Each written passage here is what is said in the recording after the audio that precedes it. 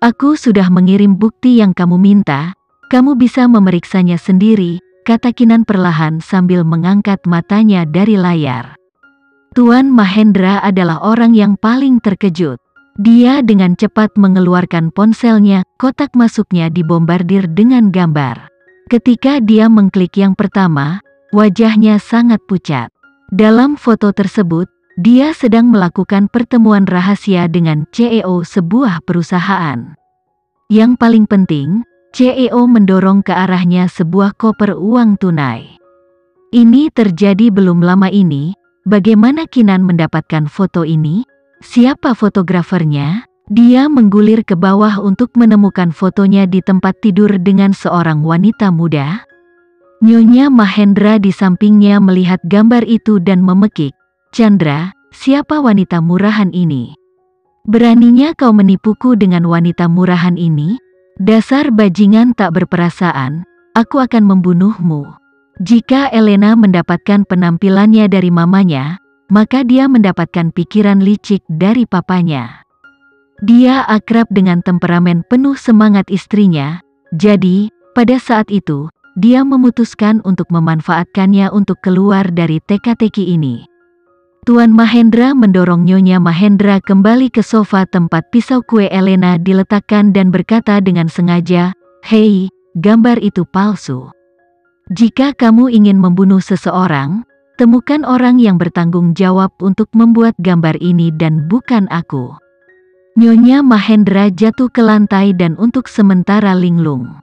"Itu palsu," Nyonya Mahendra bergumam pada dirinya sendiri, tetapi detik berikutnya, dia menyipitkan matanya ke arah Kinan dengan niat mematikan dan meludah. "Kamu, beraninya kamu menyabotase hubungan kita, aku akan membunuhmu." Nyonya Mahendra mengayunkan pisau dari tanah dan menyerang Kinan. Dia berlari ke arah Kinan, pisau berkilau di tangannya. Langkah tiba-tiba Nyonya Mahendra mengejutkan semua orang. Bahkan para pengawal pun terkejut dan lupa melindungi Kinan. Namun, saat pisau datang ke arahnya, Kinan tidak bergerak atau bahkan berkedip seolah dia mengharapkan ini. Saat pisau mendekati kepala Kinan, Tuan Mahendra dan Elena semakin bersemangat. Jika Nyonya Mahendra membunuh Kinan, Tuan Mahendra dapat mendorong semua kesalahan padanya, dan menuntut hukuman yang lebih ringan untuk pelanggaran ringannya, sementara Elena akan memiliki akses ke Vano tanpa Kinan yang menghalangi jalannya. Tiba-tiba, sebuah lengan yang kuat keluar untuk meraih pergelangan tangan Nyonya Mahendra, dan pisau itu berhenti di udara. Lengan Nyonya Mahendra dikunci oleh Vano dan, berusaha sekuat tenaga, dia tidak bisa bergerak sedikit pun. Pengawal itu akhirnya kembali fokus dan segera menjatuhkan Nyonya Mahendra ke lantai dan menahannya. "Lepaskan aku harus membunuh Kinan, lepaskan aku." Nyonya Mahendra meronta-ronta seperti wanita gila. Sekarang orang bisa melihat dari mana Elena mendapatkan naluri membunuhnya. Kinan memandangnya dan dengan lantang berbicara kepada Nyonya Mahendra, "Nyonya Mahendra, gambar itu nyata, atau saya akan menyerahkannya kepada polisi?" Memalsukan bukti adalah suatu kejahatan. Nyonya Mahendra terdiam dan berbalik untuk melihat suaminya. Wajahnya pucat dan jari-jarinya gemetar. Mereka telah menjadi suami dan istri selama bertahun-tahun, dia tahu itu. Kinan benar. Gambar itu nyata. Nyonya Mahendra mulai berjuang lagi. "Chandra, kamu benar-benar selingkuh. Dasar bajingan tak berperasaan. Aku akan membunuhmu." Kinan mengabaikannya dan menatap mata Elena saat dia berkata, "Hadiah ketiga." Elena melebarkan matanya dengan bingung. "Waktu penjara mamamu adalah hadiah ketigaku untukmu. Aku khawatir papamu akan terlalu sendirian di sana sendirian, jadi aku mencarikannya seorang teman. Ditambah lagi, sepertinya mereka akan memiliki banyak hal untuk didiskusikan di balik jeruji besi," Kinan menjelaskan dengan lembut. Elena dan papanya tercengang. Ini adalah rencana Jalang selama ini. Dia sengaja menyelinapkan foto waktu di ranjang untuk memprovokasi mamaku. Kinan awalnya ingin mengajukan tuntutan penyerangan pada Nyonya Mahendra, tetapi karena keluarga Mahendra memberinya lebih banyak amunisi untuk menempelkannya pada mereka, dia lebih dari bersedia untuk menerima. Sebuah tuduhan pembunuhan memang memiliki cincin yang lebih baik, dia harus mengakui. Kinan, apa yang kamu lakukan? Mengapa kamu menargetkan keluarga Mahendra kami, meskipun kami tidak melakukan kesalahan padamu? Tuan Mahendra bertanya dengan cemas. Kinan tersenyum melihat reaksi bingungnya. Kinan menjawab dengan mengejek, apa kamu tidak melakukan kesalahan padaku? Aku, Kinan Aditama, hanya mematuhi filosofi bahwa gayung bersambut adalah permainan yang adil. Aku tidak akan menyerang kecuali aku diserang. Kinan mungkin telah membalas Tuan Mahendra, tetapi kata-katanya diarahkan langsung ke putrinya. Hati Elena sedikit bergetar. Hanya karena aku mempermainkanmu, kamu akan menghancurkanku. Elena memelototinya dengan marah dan membalas. Kinan tersenyum. Kamu sendiri tidak sepadan dengan waktuku. Elena terkejut. Apa yang dikatakannya? Aku tidak sepadan dengan waktunya. Lalu apa yang dia lakukan di sini? Dia pikir dia siapa? Saat itu, Kinan menambahkan, aku akan mengeluarkan seluruh sampah keluarga Mahendra.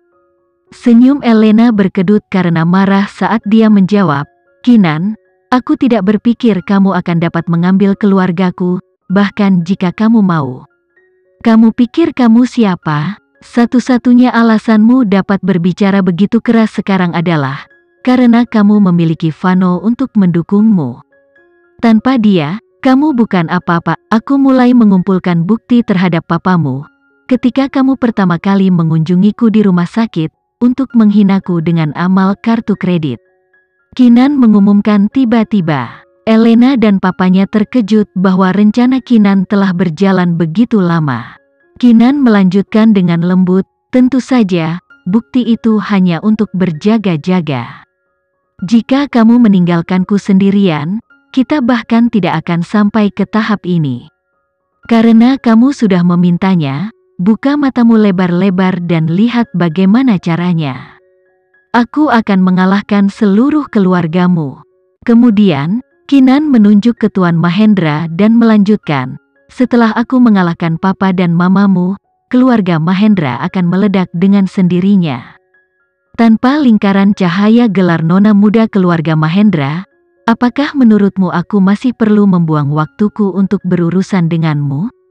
Elena akhirnya menyadari sepenuhnya rencana Kinan. Setelah memberinya 3 hadiah, Kinan mengambil otoritas yang diperintahkan oleh keluarga Mahendra.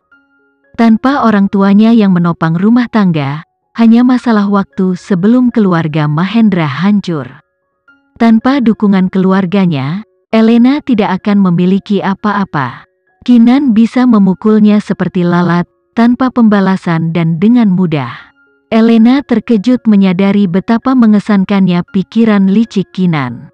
Dia memperkirakan Elena akan datang untuknya dan telah merencanakan serangan baliknya sebelumnya. Tidak hanya itu, Kinan tidak hanya mengejarnya sendirian, dia mengejar seluruh keluarga Mahendra. Seperti yang Kinan katakan, Elena sendiri jelas tidak sepadan dengan waktunya sehingga dia akan memusnahkan seluruh keluarganya. Kebencian menggelegak di hati Elena. Saat itu, Vano yang dingin dan terpisah memerintahkan, tahan penjahat yang tersisa dan tunggu polisi tiba. Baik Pak. Para pengawal pergi ke Tuan Mahendra. Lepaskan aku, siapa yang berani menyentuhku? Aku menteri lalu lintas kabupaten ini. Tuan Mahendra berjuang dalam cengkeraman mereka. Perjuangannya tampaknya membangkitkan pertarungan di Nyonya Mahendra, dan dia juga mulai melawan sambil meneriakkan banyak hinaan pada Kinan. Semakin keras mereka berjuang, semakin kasar para penjaga. Tindakan mereka tidak menyakiti siapapun kecuali diri mereka sendiri.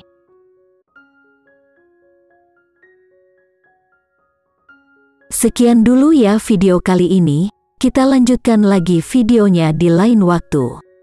Oh iya, bagaimana menurut kalian? Semoga bisa sedikit menghibur kalian semua. Untuk teman-teman yang baru nonton, jangan lupa subscribe ya, hehehe. Dan kalau teman-teman ada yang ingin gabung langganan, bisa langsung gabung saja untuk dapat fitur yang menarik dan sedikit membantu Mimin. Terima kasih banyak sudah menonton, sampai jumpa lagi, bye bye bye.